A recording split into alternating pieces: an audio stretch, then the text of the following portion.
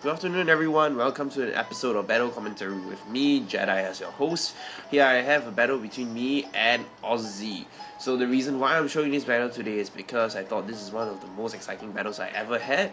This battle was actually hosted at the meetup we had just a Saturday that just passed.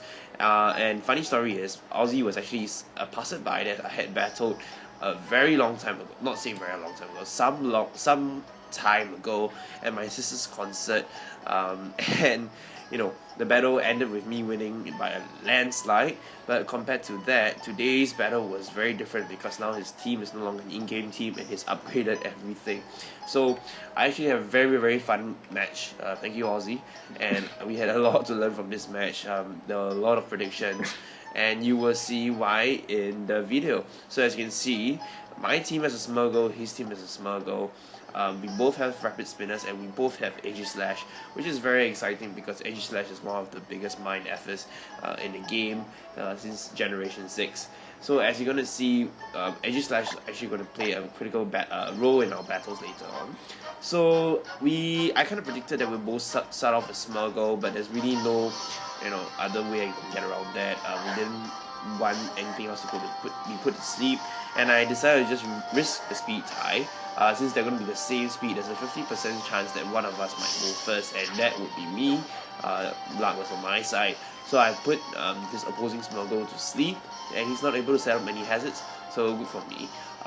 From here, I actually had an opportunity to set up entry hazards, but I decided not to because I predicted he would switch into his Blastoise, who will just rapid spin everything. So I used Parting Shot to just switch into something else, just in case he did switch into Blastoise, and in this case I will be switching in my Rotom W, who will be the main Blastoise counter, as you can just ward it away with powerful Thunderbolts. Obviously, he's not going to stay in from here and he's going to switch out into the Ferret Horn, but I predicted this and therefore I went for the Volt switch. And I thought I was making good plays here because predicting is very important. Using Volt switch and U-turns are very useful in order to gain momentum, and you constantly force your opponent to keep guessing what's your next play gonna be. So I switched to my Talonflame, and I decided to use U-turn because I thought he's not going to stay in for a Flare Blitz to actually want to KO him. But maybe he predicted that I would not be using Flare Blitz due to my playstyle, so he just decided to stay in. And yeah, it really hurt my Talonflame with his Rocky Helmet and Iron Bulb, so it was not funny. Not facing damage at all. So I just switched into my Aegislash to take in whatever is trying to throw at me. And in this case, he threw a Gyro Ball, which I wasn't sure was the best attack because I don't think that Talonflame would have taken a hit, but not that it mattered, Flare Blitz would hit first. So in this case, I went for the Shadow Ball. Not sure why he stayed in, because if he knew I was using a physical set, perhaps he could predict me using a Sacred Sword, and that would have dealt high damage. But I guess setting up entry hazards was key, and he knew he'll take at least one hit. After that, I decided to switch out to my Excadrill to get rid of Rapid Spin because Stealth Rock is really going to hurt my team. I can't bring my Talonflame in, and hurt my Dragonite as well. And I did not expect this, but he actually went for the Power Whip, and it hurt way too much more than it should. Because, my Excadrill is actually on the bulky side, and I just thought that perhaps I'll survive the Power Whip, but no, it had to go for more than 50%.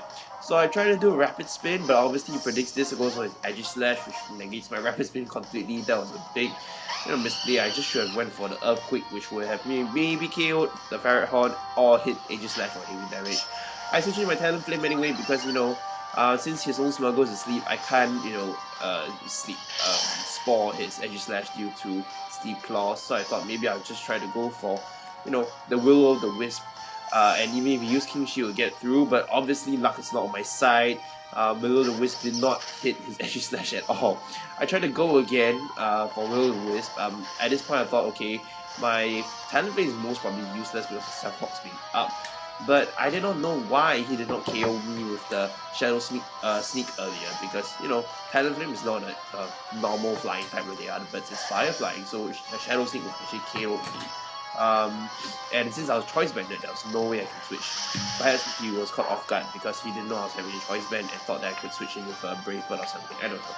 So I switched in with my own Aegislash, take the damage from the Gyro Ball or Power Whip, doesn't matter, because I knew that he'll die from the burn. And now he switches into his own Aegislash, which has an air balloon, by the way. It's very annoying. Air balloon is basically immune to all earthquakes. So, thinking back, maybe my extra drill couldn't have hit him anyway, and that's why he even switched in Aegislash in the first place. So from here, I try to use my Shadow Ball, but of course he goes for the King Shield, and I was in trouble since I cannot remain in the correct form.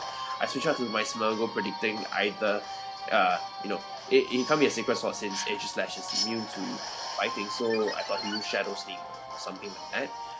On the switch, of course, he goes for a Sword Stance. I'm not caring about what he switches in. Since he didn't do anything, I just used a Parting Shot, trying to chip in a little bit of an attack reduction there.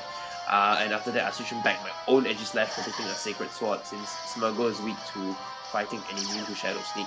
And, of course, my prediction was correct. He did indeed go for the Sacred Sword. So now I know he runs Sacred Sword, Shadow Sneak, King Shield, and Sword Stance. That's his entire moveset. And therefore, I go for my Rotom, thinking that perhaps I can take maybe about 40% and tank one hit from his Shadow Sneak or Sacred Sword and go for the Will-O-Wisp to cripple him completely. Unfortunately, my physically defense max HP Rotom doesn't actually take the hit very well, and I knew I wouldn't be able to survive another Shadow Sneak, so I decided to change my plan, sack my Smeargle. So perhaps I will try to absorb another Shadow Sneak from here since I'm immune to Shadow Sneak. But he was smart enough. I guess he outpredicted me that I wouldn't stay in, so he just went for the King Shield to just make himself a bit safe. Again, I go for the Parting Shot and try to chip away at the attack, and there's this point I was quite desperate because I realized I was having trouble with Aegislash.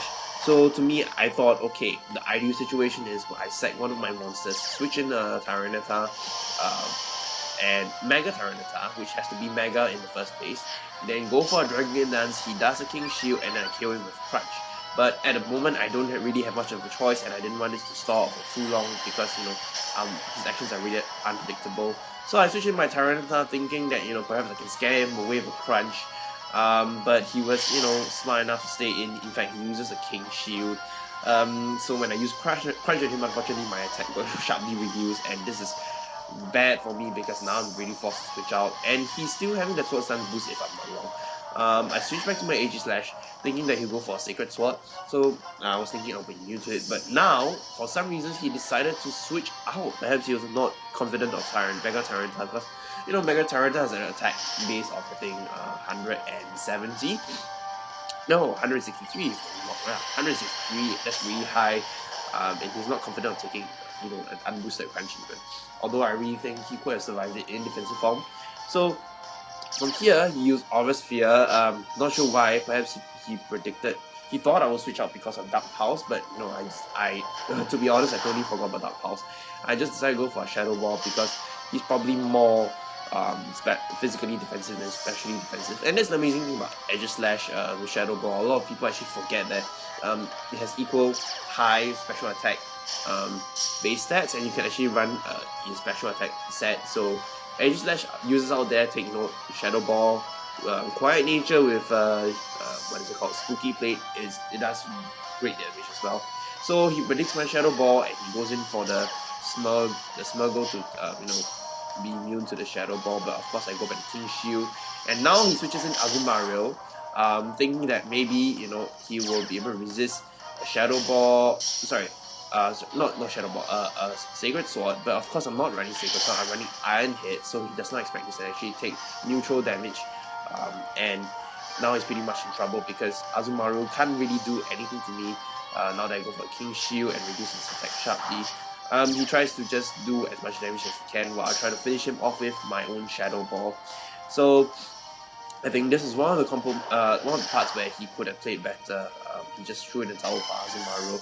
But then again, Azumarill wasn't really that useful against my team, maybe as that Mega Tyranitar. Other than that, not really. So now he switches back in with his Aegislash again, which I'm dying to get rid of.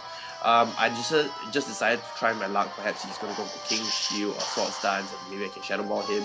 But no, he goes for the Shadow Sneak, which is fine because this is the situation I wanted. I sacrificed my Aegislash, and now okay, now this was a mistake. I had no idea why I did this. I think, oh yes, that's right, because his Smeargle earlier on, wait, did it? Okay, I can't remember why. I think this was a mistake on my part. I switched in my Smurgle. I could have done something else, but instead I switched in Smurgle to reduce the attack, but it's okay. I switched in my Mega Tyranitar after my parting shot, and this is the part, if I'm not wrong, where things start to get a little bit more exciting. He goes for the sword stance, predicting my parting shot, and therefore, he doesn't have to go back to his shield form. So now I'm actually going to go for Dragon Dance because I predict he's going to use a King Shield, trying to prevent the damage from my Crunch.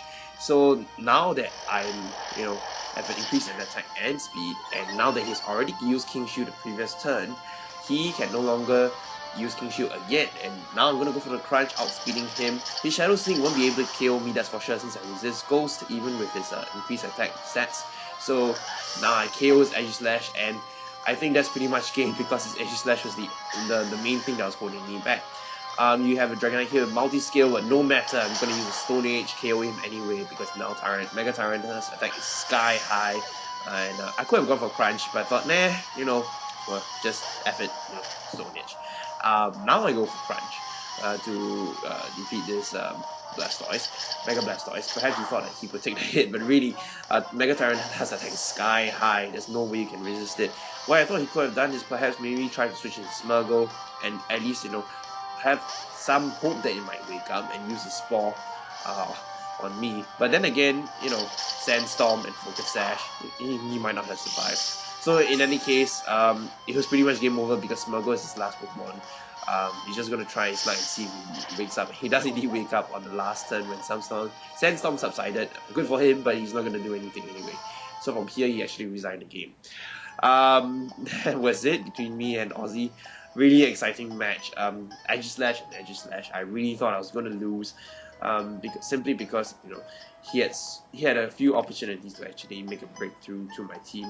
The Stealth Rock was annoying, couldn't get rid of it. So my biggest mistake was or rather, I wouldn't say it's my biggest mistake, but I wouldn't have known anyway that Aegislash was carrying Air Balloon.